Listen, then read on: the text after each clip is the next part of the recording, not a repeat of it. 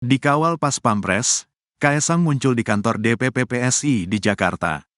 Kaesang Pangarep mendadak muncul di kantor DPP Partai Solidaritas Indonesia, PSI, di Jakarta Pusat, pada Rabu, tanggal 4 September tahun 2024, sore.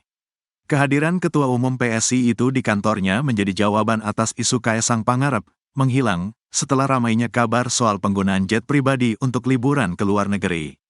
Pantauan Tribunnews.com pada pukul 15.22 waktu Indonesia Barat, satu unit mobil Toyota Fortuner hitam bernomor polisi B1566ZZH berhenti tepat di depan pintu masuk kantor DPP PSI.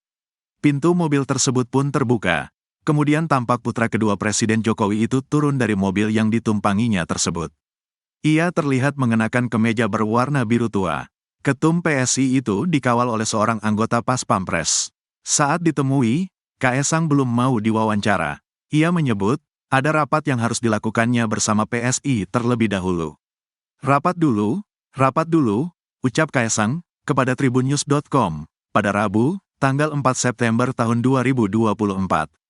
Gaya hidup mewah putra bungsu Presiden Jokowi, Kaesang Pangarep menjadi sorotan setelah menaiki jet pribadi ke Amerika Serikat, AS, bersama istrinya, Erina Gudono. Bisnis Kaesang banyak gulung tikar, tapi bisa keluar negeri naik jet pribadi. Gaya hidup mewah putra bungsu Presiden Jokowi, Kaesang Pangarep menjadi sorotan setelah menaiki jet pribadi ke Amerika Serikat, AS, bersama istrinya, Erina Gudono.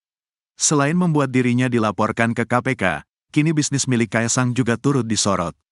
Tribun News melakukan penelusuran terhadap sejumlah bisnis milik Kaesang di Jakarta pada tanggal 31 Agustus tanggal 2 September tahun 2024. Pertama, ada Mangkokku yang menjual berbagai macam rice bowl. Kaesang mendirikan bisnis ini pada tahun 2019 bersama Chef Arnold, Randi Kartadinata, dan Gibran Rakabuming. Namun beberapa gerai Mangkokku di Jakarta kini tampak sepi, seperti di Tanjung Duren dan Kemanggisan. Kemudian bisnis kuliner yang ayam yang didirikan pada tahun 2019 juga mulai lesu. Di gerai kawasan Tanjung Duren misalnya, hanya ada satu pembeli dalam kurun waktu 1 jam. Selanjutnya bisnis yang cukup terkenal yakni Sang Pisang pun sama. Gerai di kawasan Menteng tampak sepi dari pembeli. Selama lebih dari 2 jam memantau di hari Sabtu, tanggal 31 Agustus tahun 2024, dan Minggu, tanggal 1 September tahun 2024, tidak ada pembeli yang datang. Kemudian, bisnis kuliner Markobar yang didirikan Gibran beberapa sudah tutup. Di kawasan Cikini, gerai Markobar tutup permanen dan diganti gerai Sang Pisang. Sementara di Pondok Bambu gerai Markobar tak lagi ditemukan. Begitu juga dengan gerai di kawasan Kebonjeruk juga tutup permanen sejak lama dan berganti menjadi kios. Adapun Gibran menyerahkan bisnis Markobar kepada Kaesang setelah terjun ke dunia politik. Kaesang bakal diperiksa KPK, Bobi Nasution bereaksi, memang pejabat publik. Tak ingin tinggal diam, Wali Kota Medan, Bobi Nasution, bereaksi setelah ramai perbincangan mengenai wacana Komisi Pemberantasan Korupsi, KPK, menelusuri dugaan gratifikasi adik iparnya, Kaesang Pangarep.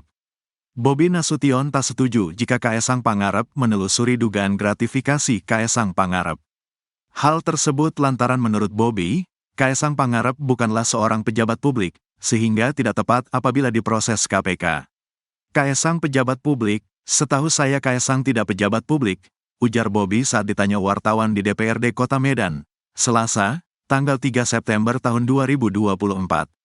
Diketahui, Kaesang sebelumnya diduga menerima gratifikasi penggunaan pesawat jet pribadi. Hal itu bermula kala istri Kaesang Pangarep, Erina Gudono memposting sebuah foto perjalanannya menuju Amerika Serikat. Di media sosial pun ramai, lantaran diketahui unggahan Erina Gudono ini menunjukkan bahwa ia dan suaminya, Kaesang Pangarep berangkat ke Amerika Serikat menggunakan pesawat jet pribadi.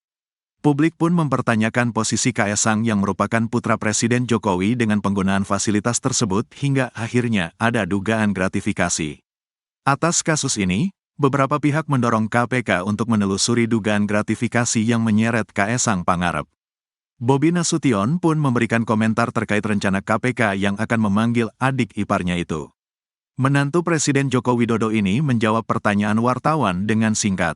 Sebelumnya, Ketua KPK Nawawi Pomolango menyampaikan klarifikasi soal pemanggilan Kaesang di Kompleks Parlemen, Jakarta, Selasa, tanggal 3 September tahun 2024. Klarifikasi Kaesang lagi dijadwalkan oleh Direktorat LHKPN, kata Nawawi. Nawawi juga menegaskan bahwa KPK dapat mengusut dugaan gratifikasi kepada Kaesang, meski Kaesang bukan penyelenggara negara. Menurutnya, Kaesang adalah sanak saudara dari para penyelenggara negara, yaitu anak dari Presiden Joko Widodo, adik dari Wakil Presiden terpilih Gibran Rakabuming Raka, serta adik ipar Wali Kota Medan Bobi Nasution. Nawawi menjelaskan bahwa pemberian gratifikasi kepada keluarga atau kerabat penyelenggara negara dapat dikategorikan sebagai perdagangan pengaruh. Kita mengenal ada instrumen-instrumen hukum seperti trading influence, perdagangan pengaruh. Apakah kemudahan-kemudahan yang diperoleh yang bersangkutan tidak terkait jabatan yang mungkin dimiliki oleh sanak kerabatnya, ujarnya. Diketahui, dugaan gratifikasi jet pribadi ini bermula ketika istri Kaesang, Erina Gudono, mengunggah foto jendela sebuah pesawat saat mereka sedang dalam perjalanan ke Amerika Serikat. Belakangan, diketahui bahwa pesawat yang ditumpangi Kaesang dan Erina merupakan jet pribadi, sehingga muncul dugaan bahwa jet pribadi tersebut adalah gratifikasi. Petrus sebut Gibran disebut terlibat penggunaan jet pribadi Kaesang. Keberadaan Kaesang Pangarep tak diketahui setelah heboh penggunaan jet pribadi bersama sang istri, Erina Gudono. Komisi Pemberantasan Korupsi, KPK, pun disarankan agar memeriksa putra sulung Presiden Joko Widodo, Gibran Rakabuming Raka terlebih dahulu. Saran ini disampaikan oleh Koordinator Tim Pembela Demokrasi, TPDI, Petrus Celestinus SH di Jakarta, Selasa, tanggal 3 September tahun 2024. Petrus mengapresiasi KPK yang telah merespons laporan dan informasi dari masyarakat terhadap Kaesang soal dugaan gratifikasi. Pasalnya, lembaga arti rasuah itu disebut langsung menjadwalkan pemeriksaan Kaesang. Dikutip dari tribunnews.com, Petrus menyebut, pemanggilan Kaesang harus tetap berpedoman pada KUHP dan UU. Yaitu diawali dengan tahapan telaah dan klarifikasi. Dengan demikian, langkah KPK tak dinilai bukan sekedar formalitas untuk memenuhi desakan publik.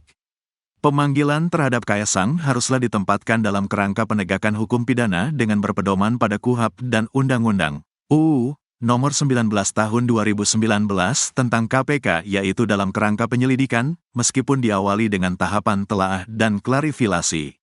Jadi bukan sekadar formalitas untuk memenuhi desakan publik, kata Petrus Celestinus di Jakarta, Selasa, tanggal 3 September tahun 2024. Sementara itu, Petrus mengungkap alasan mengapa Gibran harus ikut diperiksa.